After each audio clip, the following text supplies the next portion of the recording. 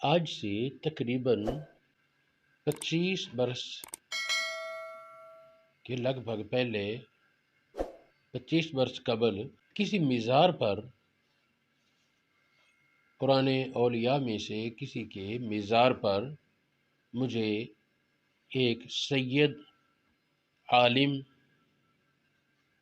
صاحب طریقت ملے جو جد امجد حضرت فقیہ اعظم مولانا نور اللہ نعیمی علیہ الرحمہ کے بھی شاگرد تھے، اور حضرت سردار احمد محدث فیصل آباد والے ان کے پاس انہوں نے دورہ حدیث کیا تھا اور تکمیل کی تھی۔ تو باتوں کے دوران، گفتگو کے دوران پوچھ لیا کہ آپ کیا پڑھ رہے ہیں؟ انہوں نے بتایا کہ میں پڑھتا ہوں یا مغنی یا رسول۔ پھر انہوں نے خود بات سنائی کہ ہم جب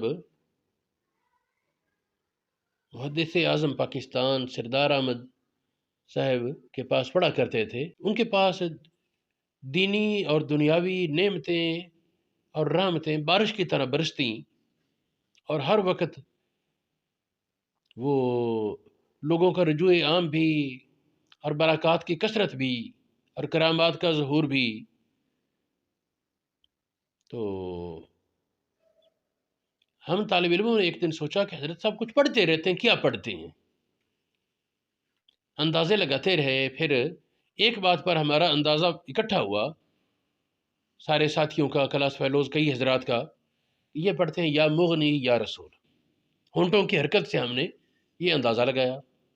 پھر پوچھنے کی ہمت کر لی کہ وہ سادات کا بڑا احترام کرتے، تو پوچھ لیا، یہ ایک بات پوچھنی، ہاں جی یہ آپ کیا پڑھتے ہیں؟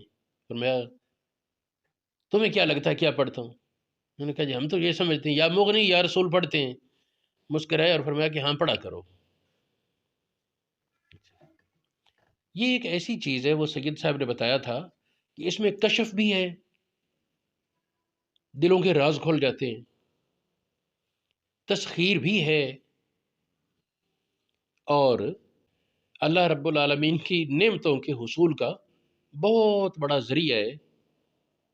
جب تعداد پوچھی تو وہ بتانے لگے کہ ہمیں تو دن رات بس یہی پڑھتے رہتے ہیں، اور اللہ پاک کی رحمتیں اور برکتیں وہ بارش ہوتی رہتی ہے، اور بہت زیادہ اس میں برکات کا اور ثمرات کا ظہور ہے۔